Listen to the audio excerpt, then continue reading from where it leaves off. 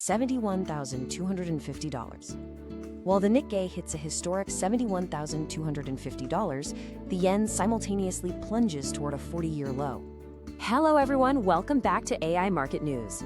Based on available data, we are currently witnessing a profound divergence in the financial landscape. It's a historic split between booming Japanese equities and a rapidly depreciating currency. Here is our agenda for today. First, the Nikkei's historic surge.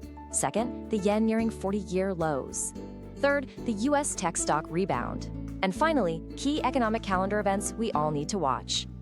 Section 1. The Nikkei's historic surge. As you can see in the chart, Friday's close for the Nikkei 225, Nikkei, hit an incredible 71,250.06. This marks a remarkable 5.5% weekly gain, adding approximately 3,700 points in just a single week. It is also the second consecutive all-time high close for the week, and futures are suggesting that this momentum remains very much intact. According to current market information, three main forces are driving these gains. First, the BOJ normalization to a 1.0% rate.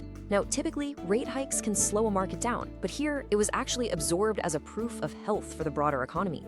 Second, the Iran ceasefire has brought oil down towards $78. Lower oil prices mean cheaper import costs for Japanese companies, which directly boosts their profit outlooks. And finally, there remains strong ongoing demand for US tech and semiconductor assets. Section 2. Yen nears 40-year lows. The graph shows the dollar-yen pair hitting a staggering 161.81 overnight. This puts the currency incredibly close to December 1986 levels, meaning it's approaching a true 40-year low. Even after the April intervention of 11.7 trillion yen briefly pushed the pair down to 155, it fully recovered and continued its upward climb, nearing key barrier option levels. To understand why this is happening, we must look at the interest rate differential. Simply put, because US interest rates are currently much higher than Japan's, investors are selling yen to buy dollars to secure those better returns.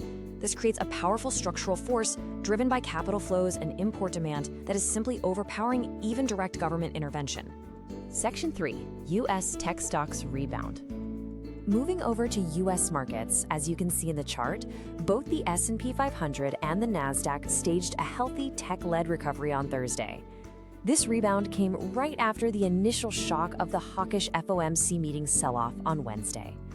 The market's takeaway here is that the Fed was hawkish, but hikes aren't inevitable.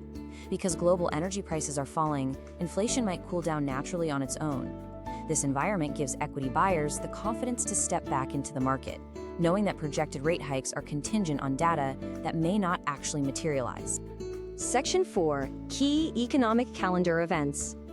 Looking ahead at the calendar, BOJ Governor Ueda is expected to deliver public remarks around June 23rd, which could provide all of us with vital clues on whether the next policy move will be sooner or later than expected. Then, on June 25th at 8:30 a.m. ET, the May core PCE releases.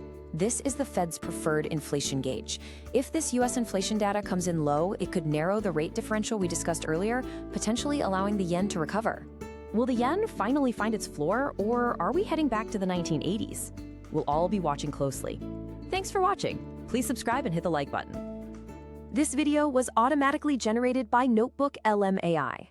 AI-generated content may include errors. This video does not constitute investment advice. For full details, please check the description below.